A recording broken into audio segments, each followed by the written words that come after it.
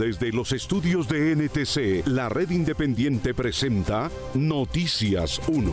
Esta noche en Noticias 1, entrevista con el jefe de la delegación del ELN, Pablo Beltrán. Dijo que lo sorprende la propuesta del presidente Petro de un cese al fuego bilateral por regiones.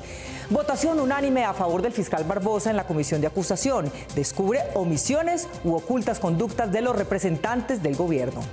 En la manifestación de los veteranos en la Plaza de Bolívar hubo una mayoría pacífica, pero también una minoría agresiva. Las cortes trabadas en elección de nuevos magistrados. Parece un pulso de poder burocrático. Mañana empieza otro chicharrón en el Congreso, discusión de la reforma laboral que, según los expertos, no va a pasar. Feliz Día de la Madre. Gracias, mi general. Un abrazo, feliz Día de la Madre. A ti también, un abrazo.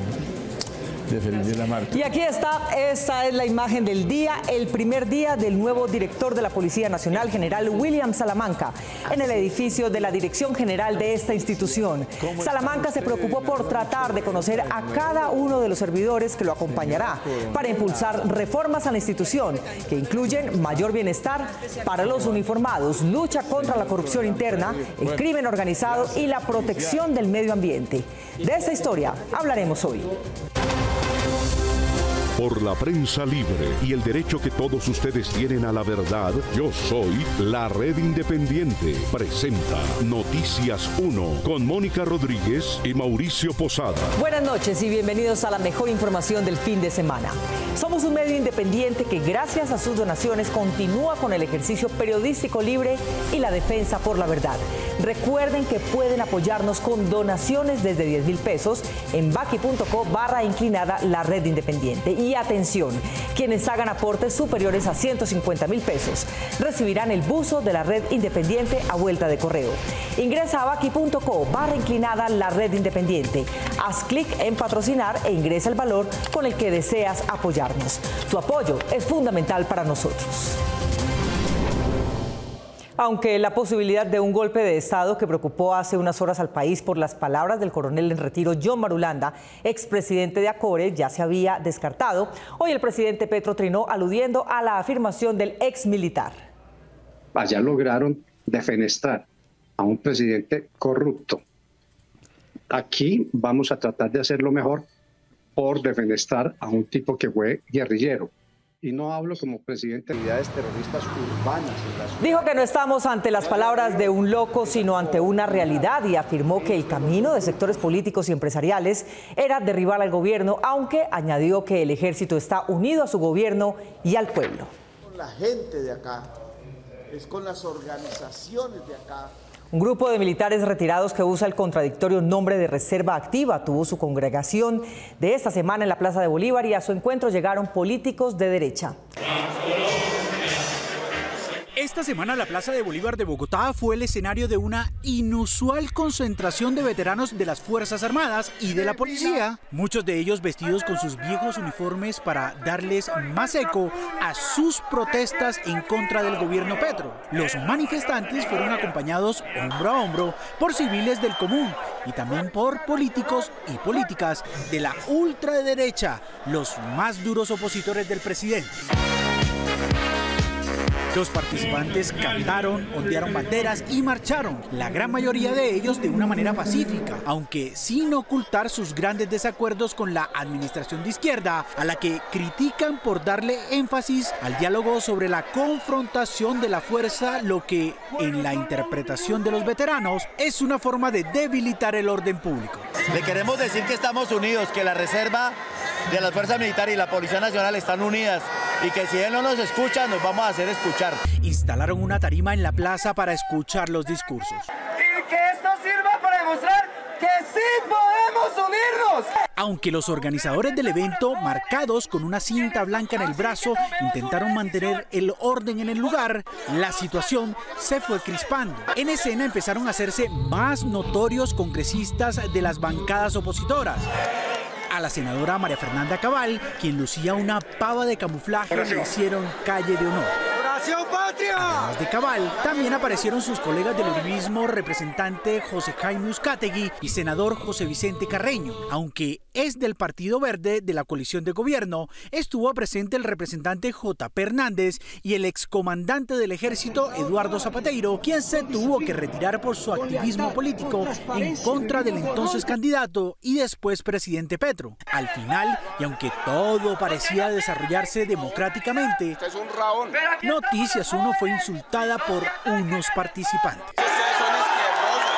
Las agresiones verbales no pasaron a más.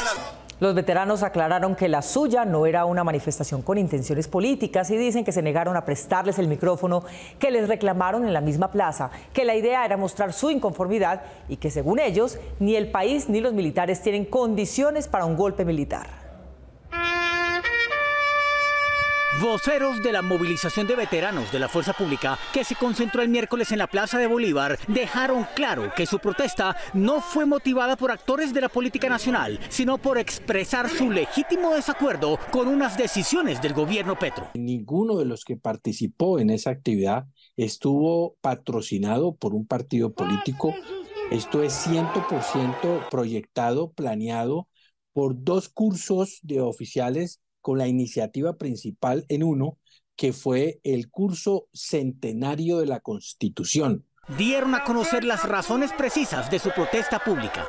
El apoyo total e irrestricto a la fuerza pública que debe ser respetada por los ciudadanos, respetada por el gobierno.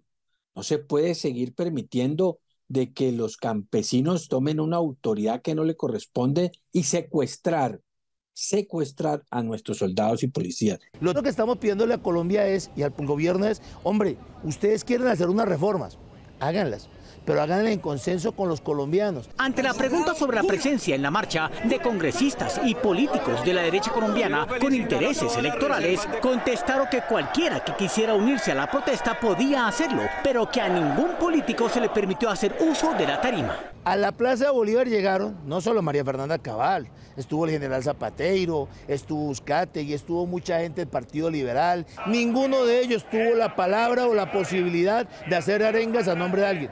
Y llegaron varios de ellos a la tarima a pedir la palabra y a todos se les dijo no. Uno de los voceros recalcó que las 64 organizaciones de reserva y veteranos que conforman la Fuerza Púrpura son respetuosas de la Constitución y la ley y jamás considerarían agresión alguna contra el gobierno de turno. La sociedad debe tener claro que ni los militares están preparados para un golpe de Estado. El país no tiene las condiciones apropiadas para un golpe de Estado y creo que hoy cualquier persona que piense de esa manera está 100% equivocado. Anunciaron que este tipo de concentraciones de uniformados retirados seguirán adelantándose en democracia. Una extraña votación unánime en la Comisión de Acusaciones favoreció al fiscal Barbosa. El 26 de abril pasado, 9 de los 18 miembros de la Comisión de Acusación de la Cámara de Representantes le dieron un pupitrazo, es decir, sin ninguna discusión, decidieron cerrar la denuncia en contra del fiscal Francisco Barbosa, interpuesta por la abogada Angélica Monsalve, funcionaria de la entidad que preside su denunciado, pero a quien se ha enfrentado por decisiones que ella considera ilegales. En este caso, por ordenar que Monsalve se apartara de una investigación en que el fiscal general parece tener interés ilícito o en que pudo haber tráfico de influencias de poderosos personajes. Lo considero un golpe de Estado a la justicia. El investigador de la denuncia de Monsalve en la comisión de acusación es el representante Wilmer Carrillo, de uno de los partidos tradicionales, la U. En lugar de investigar, decide de facto archivar sin ordenar ninguna labor investigativa. El acta oficial de ese archivo demuestra no solo que 8 representantes no se presentaron para hacer su trabajo en la comisión, sino que congresistas de los partidos de la coalición de gobierno se abstuvieron de ir, de intervenir, de estudiar el caso Barbosa y de votar en consecuencia con su conciencia. Uno de ellos, el representante Alirio Uribe, muy cercano a las políticas del pacto histórico y de Petro, asombró a todos por estar a favor de no examinar el caso, es decir, en contra de Monsalve y a favor de Barbosa, uno de los mayores y más rudos críticos de Petro. Fue un error, yo debía haber pedido que se votara nominalmente y haber votado no. La otra ausencia notable fue la la de la representante Caterine Miranda. No estuvo Alejandro Campo del Pacto Histórico. Y tampoco estuvo Gloria Arizabaleta, elegida por el Pacto Histórico, ex esposa de Roy Barreras y quien fue funcionaria de la Fiscalía de Barbosa hasta 2021. Ella se retiró del recinto antes de la votación, pero no aparece su obligatorio impedimento presentado por escrito. Con trabajo. La decisión unánime de no abrir la investigación al fiscal general fue aprobada por Aljure, Curul de Paz, Cardona, Partido Liberal, Carrillo, de la U, González, Liberal, Mansur, Conservador, Restrepo, Conservador, Tamayo, Partido de la U, Velázquez, Alianza Verde y Alirio Uribe, del Pacto Histórico. Desde cuando se creó la institución de la Fiscalía General, siempre se ha dicho que los congresistas le temen más a quien ejerza como fiscal que al propio presidente de la República. Una cámara de Noticias 1 fue testigo de un chat entre ella y el senador influenciador J.P. Hernández mientras se votaba el plan. Actuaron más como opositores que como bancada de gobierno. En la madrugada del viernes 5 de mayo, la plenaria del Senado se aprestaba a votar el Plan Nacional de Desarrollo. Algunos congresistas, tanto de los partidos de gobierno como los de oposición, se encontraban inquietos por la aprobación de algunos artículos en el texto final que se estaba conciliando. Votación de proyectos de ley. La Cámara de Representantes, reunida en el Salón Elíptico, también daba las últimas discusiones sobre el Plan de Desarrollo para después votarlo. Y otros espacios de diálogo. El Partido Verde, declarado como de la coalición de gobierno, tiene 15 representantes y 8 senadores en el Congreso. Operativos militares. Sin embargo, algunos miembros de este partido han hecho fuerte oposición a este y otros proyectos oficiales. Alcalde de Caldono. Una cámara de Noticias 1 que se encontraba en la plenaria del Senado grabó una conversación que sostuvo el influenciador de Bucaramanga conocido como J.P. Hernández y cuyas posiciones individuales cada vez se acercan más a las del Centro Democrático. A través de mensajes de su celular con su colega también del Partido Verde, la representante Caterine Miranda, comentaban el texto por aprobar del plan. No se pusieron de acuerdo, pero nada de fondo. Acaban de publicar, pero anunciaron sin publicar. Miranda, no digamos nada. Está viciado. Sí. J.P. Hernández borró su mensaje cuando le indicaba a Miranda, comillas, no decir nada, pero ella le siguió escribiendo. No decir nada, luego denunciamos. Listo. Se trataba de una charla extraña porque sus dos interlocutores son oficialmente de la bancada de gobierno. Noticias 1 consultó tanto a la representante Caterine Miranda como al senador JP sobre la explicación política que tendría ser de oposición en privado y de apoyo gubernamental en público. Recibe de la bancada de comunes. Caterine Miranda fue hoy tendencia en las redes cuando se dijo de ella que votaba según los intereses de su presunta pareja, el excongresista uribista Eduardo Rodríguez. Ella rechazó esa afirmación y sostuvo su posición de que había vicios en el trámite. Para que explique. El senador influencer aseguró que él era independiente, a pesar de haber sido elegido en las listas del Partido Verde.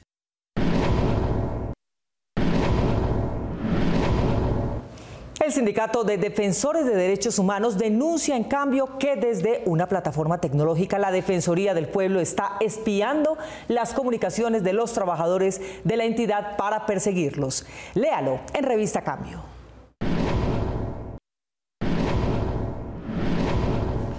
El nuevo comandante de la Policía Nacional les pidió a los colombianos vigilar a sus hombres y las reformas que promoverá van a estar destinadas a fortalecer la moral y la dignidad de los policías. Enrique Tapias. Mónica, frente a la invitación del general Salamanca a hacer veeduría, sostiene que los comandantes deben ser los primeros en enterarse de posibles errores y denuncias, porque así no solo se corrigen, sino que se aumenta el compromiso de los ciudadanos y la policía. El recién posesionado director de la Policía, general William René Salamanca, es franco. Reconoce que la institución, aunque está compuesta por hombres y mujeres con vocación y carácter, aún tiene muchas fallas. No todo está funcionando bien, hay cosas por corregir, pero todo va encaminado a fortalecer el bienestar, la dignidad y la moral de nuestros policías y sus familias, y por supuesto de las reservas. Contrario a la prevención que parece haber predominado en la policía, en contra de las críticas de los civiles contra los uniformados, opinó que entre mayor veeduría haya, mejores resultados podrán dar ellos. Y le pido a los colombianos, háganos veeduría, no tenemos nada que ocultar, acompáñenos, vigílenos, nos vigilan y cometemos errores, y los comandantes tienen que enterarse, hay que hacerlo. Es la mejor manera de tener instituciones mucho más comprometidas con la sociedad. Pero en sus planes está tomar la iniciativa y no esperar a que los escándalos estallen. Uno de esos puentes será mejorar la selección de los funcionarios de inteligencia, contrainteligencia y en la Dirección de Investigación Judicial, DIJÍN. Los procesos de selección, claro, ahí sí nos vamos a comprometer a revisar con toda minucia quién es quién. No solamente pruebas de poligrafía, sino pruebas de confiabilidad, pruebas de confianza, donde también podamos acudir a la UIAF para conocer financieramente cuáles son los movimientos de policías. En el plano externo, el general Salamanca se enfocará, según sus planes, en una mayor eficiencia en la lucha contra los narcotraficantes mediante la fortaleza en las relaciones con otras agencias. La interdicción juega el papel más importante por parte de la policía. Hoy es una ofensiva de la mano de la Fiscalía con cooperación internacional. Vamos a acudir a esa relación que tiene la policía colombiana, y me refiero con otras policías, para intercambio de información, para entrenamiento, para el fortalecimiento de las capacidades con Europol. De acuerdo con los vectores de la presidencia, ese va a ser un objetivo de nosotros. Se iniciará la creación de un centro transnacional en Leticia para el control de los delitos ambientales en la Amazonía. Como sucedió en las épocas del gobierno Uribe, cuando las Cortes trabaron todas las elecciones de nuevos miembros por enfrentamientos de poder, la Corte Suprema de hoy está en lo mismo. Guillermo Gómez. Mónica, hoy faltan 2 magistrados de la Sala Penal y 1 de la Civil, pero además no han podido elegir a su representante en el Consejo Superior de la Judicatura. Una situación de estancamiento general en los nombramientos de nuevos magistrados, como la que ocurrió en 2007, cuando las altas cortes se enfrentaron al entonces presidente Álvaro Uribe, puede presentarse en estos meses. La Corte Suprema tiene en suspenso la elección de uno de sus representantes en el Consejo Superior de la Judicatura, en reemplazo de Max Alejandro Flores, quien se retiró hace 7 meses. Los togados han votado por lo menos 100 veces por los 8 aspirantes que están en la lista de elegibles, que fue conformada por la misma Corte, pero no han podido ponerse de acuerdo en mayoría por uno de ellos. Según se sabe en los círculos judiciales, este nombramiento se ha trabado porque varios magistrados tienen candidato propio y quieren hacerlo imponer sobre los de los demás. La candidata del presidente de la Corte Suprema, Fernando Castillo, es Sandra Paola Charris Ibarra. A través de esa voz constante y sonante. Charris Ibarra es actual magistrada auxiliar del presidente de la Corte e hija de la exconsejera de Estado Sandra Lisset Ibarra. Autónoma e independiente. El candidato del presidente de la Sala Laboral de la Suprema, Gerardo Botero, es Nelson Marín Franco, quien era también su magistrado auxiliar hasta hace un mes. Yo quiero ser magistrado del Consejo Superior de la Judicatura. El candidato del magistrado Luis Benedicto Herrera de la Sala Laboral es Luis Manuel Neira Núñez. Que ustedes han conocido. El candidato del expresidente de la Suprema, Haroldo Quirós, es Pedro Mestre. Este ha llegado a 10 votos sobre 16 necesarios. Es el que más se ha aproximado a ser elegido junto con el actual magistrado del Tribunal de Bogotá, Jorge Enrique Vallejo, quien por su cargo tiene muchas amistades en la Sala Penal. Para estar a la altura de mis mayores y poder mirar a los ojos. Entonces, en el fondo lo que se vive en la Corte Suprema es un pulso de poderes burocráticos. Ha pasado tanto tiempo sin que se llene esta vacante que ya hay 3 más. 2 en la Sala Penal para reemplazar a Patricia Salazar y a Francisco Acuña, y 1 en la Sala Civil para ocupar el puesto de Álvaro García. Este martes está citada una sesión extraordinaria de la Sala Plena de la Suprema con el fin de lograr un acuerdo. La falta de vida digital en los centros poblados hace menos habitable a Colombia para los extranjeros, lo que indican los indicadores. Inscríbete en la Universidad de Boyacá, la mejor opción para tu proyecto de vida, en la búsqueda de ser los mejores. Ven, te esperamos.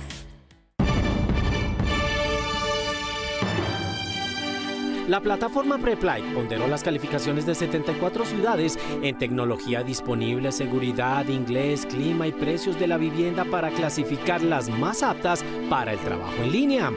ganó Brisbane, Australia. A Buenos Aires le dio el puesto 38, a Panamá el 53, a Lima el 62, a México el 64 y a Bogotá el 65. Esto indica que nos hace falta la conexión en los centros poblados. Esto es lo que indican los indicadores. Inscríbete en la Universidad de Boyacá, la mejor opción para tu proyecto de vida. En la búsqueda de ser los mejores. Ven, te esperamos. Y está empezando la segunda escala de Francia Márquez en Kenia. La ministra de Asuntos Agrarios de Kenia, Rebecca Miano, recibió con honores de jefe de Estado hoy en Nairobi a la vicepresidenta Francia Márquez.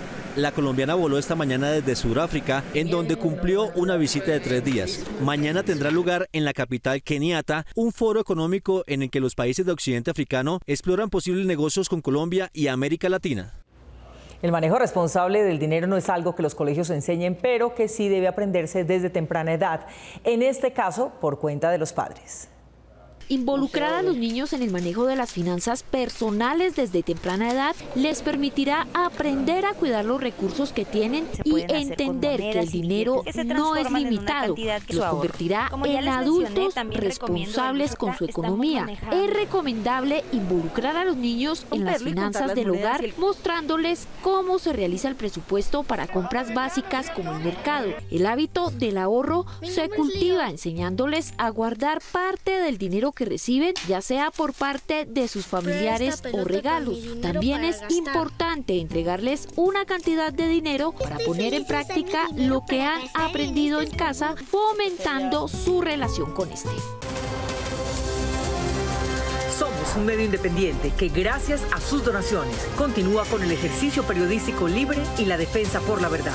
Recuerden que pueden apoyarnos con donaciones desde 10.000 pesos en baki.co/inclinada la red independiente. Y atención, quienes hagan aportes superiores a 150.000 pesos recibirán el buzo de la red independiente a vuelta de correo. Ingresa a baki.co/inclinada la red independiente. Haz clic en patrocinar e ingresa el valor con el que desees apoyarnos. Tu apoyo es fundamental para nosotros.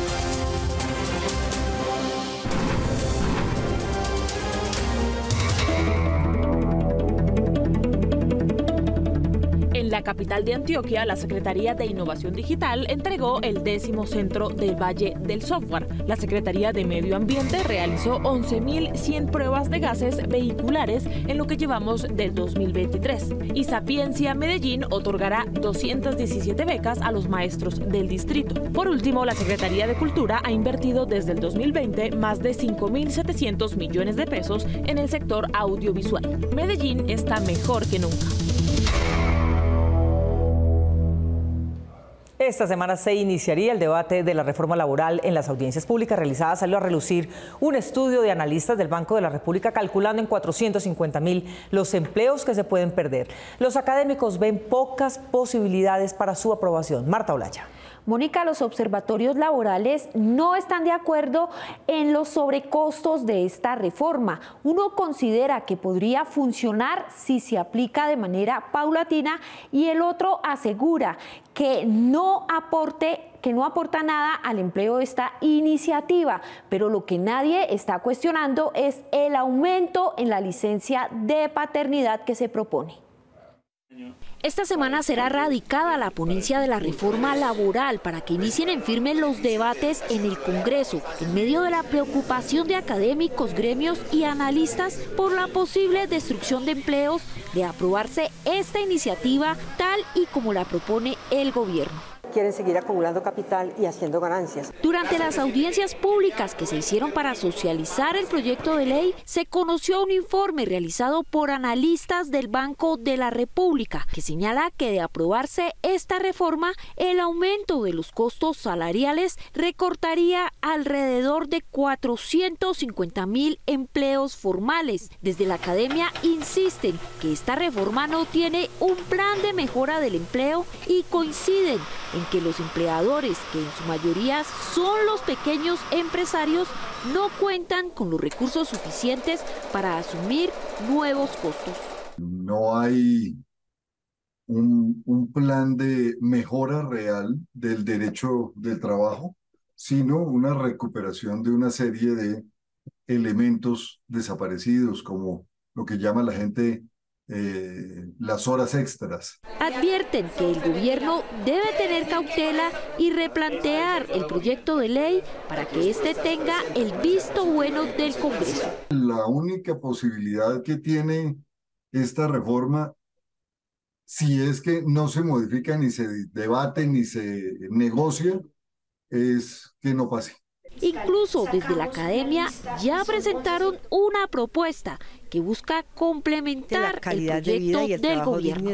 Y este proyecto fundamentalmente coincide con los hallazgos del Banco de la República. Es un proyecto nuevamente mucho más cauto, que no se opone al del gobierno y que busca más bien enriquecer, dialogar, fortalecer la reforma laboral tan necesaria que tiene el país. La propuesta busca construir un salario mínimo diferencial por regiones, el incremento de los recargos dominicales y la disminución de la jornada diurna de manera progresiva, así como el aumento de la licencia de paternidad a 12 semanas. El gobierno espera que esta iniciativa quede aprobada en este periodo legislativo que terminará el próximo 20 de junio, es decir, se contaría con menos de un mes. Congresistas liberales, conservadores y del partido de la U notaron la diferencia entre los estilos de la exministra Corcho y el nuevo ministro de Salud, Guillermo Alfonso Jaramillo, y esperan licencia de sus partidos para votar el grueso del articulado. Gustavo Monge. Mónica, no obstante las adhesiones, aún no entra en discusión el tema grueso de la reforma, que es el manejo de los 84 billones de la salud y el papel que en ellas jugarán las actuales EPS transformadas, que es donde están los intereses económicos que han hecho lento el tránsito de la reforma. Con amenazas y posibilidad de zambra, inició la sesión de la Comisión Séptima de la Cámara de Representantes, en donde se discute la reforma a la salud. No importa con quién estarían, los ministros no pueden hablar con los congresistas, ¿no sabía? Por eso. Yo no sabía. Por eso. Los ministros vienen al Congreso y no pueden hablar con los congresistas. El cruce de palabras fue entre los congresistas María Fernanda Carrascal del Pacto Histórico y Andrés Forero del Centro Democrático. La representante de la bancada oficial defendió al ministro de Salud, Guillermo Alfonso Jaramillo, quien hacía los acercamientos necesarios para que el trámite de la reforma alcance los resultados esperados por el gobierno. Porque aquí no debe haber ni líneas rojas, ni azules, ni amarillas, ni el pacto histórico, ni de nadie. Yo estoy totalmente de acuerdo que esto hay que construirlo entre todos. Esta fue la primera presencia de Jaramillo en el Congreso, en calidad de ministro. Ministro Jaramillo, por favor, quiero que esté aquí. Recriminaron al ministro por no observar a su interlocutor, pero él estaba tomando nota, según dijo. No estudié taquigrafía, entonces me cuesta trabajo poder recopilar absolutamente todo lo que dice cada uno de ustedes. El ministro afirmó que el debate se centra en quién maneja los recursos de la salud. Porque la discusión aquí son 84 billones de pesos. Si no hubiera ni un solo peso, yo creo que todos estaríamos de acuerdo. Con 14 votos a favor, en esta sesión se aprobaron los 3 primeros artículos de la reforma, los cuales se refieren a la creación de las comisiones intersectoriales, a la participación ciudadana en la estructura del nuevo modelo y al plazo de 72 horas que ahora tendrá la Superintendencia de Salud para que dé respuesta a las quejas de los usuarios. Felicitar a toda la comisión sin distingo políticos, porque creo que entre todos vamos a construir el mejor proyecto. Para el partido ha sido satisfactoria la llegada del ministro Jaramillo, pudimos llegar a una concertación. Con estos 3 artículos que han sido aprobados, nosotros no tenemos ninguna intención de no acompañarlo. Viene el plato fuerte, va a estar la próxima semana. Los conservadores votaron no a estos artículos, pero esperan que su partido les dé el aval para acompañar la reforma. Pero esperamos que el lunes ya solicitamos reunión de bancada para que nosotros podamos participar en la discusión y obviamente, si ya hubo consenso, votar esta reforma. Para este martes fue citada nuevamente la Comisión Séptima que abordará ya el tema de controversia, la funcionalidad de las EPS, que en el nuevo sistema se llamarían gestoras de salud y vida. Tetris, el primer rompecabezas digital, está por cumplir 40 años y su historia es tan plagada de intriga que motivó un thriller que se está estrenando en el cine europeo. Tetris fue el primer rompecabezas digital. Fue creado en 1984 por el ruso Alexei Pajitnov en el Centro de Computación de Dranitsin en la Unión Soviética, y cuando en 1988 fue producto estrella de Nintendo, los publicistas decidieron silenciar su pasado comunista para que los temores de la Guerra Fría no afectaran su mercadeo. Esta historia de intriga digital es el argumento de la película Tetris, que se estrenó en Inglaterra. El protagonista de la historia real y Hank Rogers, actual presidente de la compañía Tetris, le dieron una entrevista a la prensa española contando su exilio, su participación en la película, los negocios de la Rusia de Gorbachev y las esquivas regalías de su invento. But most of these games, they come and go, and Tetris just keeps going. So I'd like to compare, if we were a song, our song is Happy Birthday. El Tetris, que consiste en completar una línea horizontal con los bloques que caen en forma vertical desde la parte superior de la pantalla, fue el preferido en las plataformas de juego desde 1985, cuando lo comenzó a vender Nintendo, cuyos aparatos hacen parte de la historia vintage de la tecnología. Somos un medio independiente que, gracias a sus donaciones, continúa con el ejercicio periodístico libre y la defensa por la verdad. Recuerden que pueden apoyarnos con donaciones desde 10.000 pesos en baki.co/inclinada la red independiente. Y atención, quienes hagan aportes superiores a 150.000 pesos recibirán el buzo de la red independiente a vuelta de correo. Ingresa a baki.co/inclinada la red independiente. Haz clic en patrocinar e ingresa el valor con el que desees apoyarnos. Tu apoyo es fundamental para nosotros. Aprovechando el receso entre segunda y tercera válida del TC2000, los nuevos valores del Autostock Team ELF hablaron de sus objetivos. Son la nueva sangre del automovilismo nacional. Aquí hay grandes pilotos, muy buen nivel.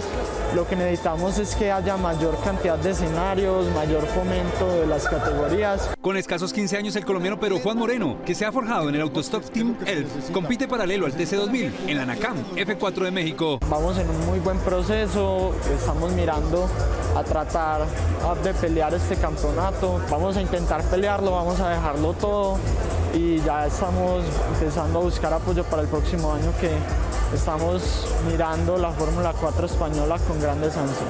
A la par, su compañero de equipo Juan Felipe García inició primero en la temporada local. El primer corte de puntos, que fue la carrera pasada de primero, con la primera victoria oficial del campeonato, y hasta la carrera pasada iba primero en el campeonato. Desafortunadamente en esta segunda válida tuvimos un problema eléctrico. Sin embargo, sabe que en Tocancipá van a sorprender en la siguiente válida. Tenemos una muy buena ruta para progresar y una muy buena ruta para mejorar, que prácticamente van a cambiar el carro en un 100%.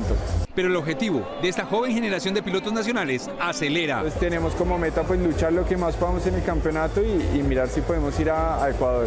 Para Pedro Juan Moreno, el significado de la Fórmula 1 no lo es todo. Yo no descarto la idea de correr duración, WEC, IMSA, correr Indy, Fórmula E, lo que se presente. Uno como piloto tiene que estar abierto. Son los pilotos del Autostock Team ELF, la nueva generación que con personalidad y suficiencia va a llevar la bandera de Colombia más allá de la cuna del automovilismo patrio, en Tocancipá, a otras pistas del mundo. Somos un medio independiente que, gracias a sus donaciones, continúa con el ejercicio periodístico libre y la defensa por la verdad. Recuerden que pueden apoyarnos con donaciones desde 10.000 pesos en baki.co/inclinada la red independiente. Y atención, quienes hagan aportes superiores a 150.000 pesos recibirán el buzo de la red independiente a vuelta de correo.